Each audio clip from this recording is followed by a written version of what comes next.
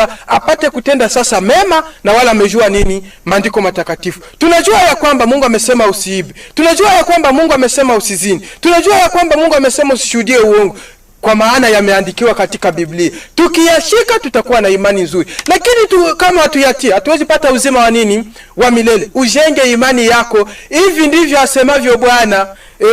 Katika kitabu ya Mathayo sura yake ni 7 fungu la 24 ndio inasema asema mtu mwenye akili alijenga nyumba yake juu ya mwamba. Pepo zikaja, mafuriko yakavuma, haikuitikisa ile nyumba ile. Kwa maana misingi yake ilikuwa juu ya nini? Juu ya mwamba. Sasa wewe unajenga nyumba yako, wewe ni mpumbavu.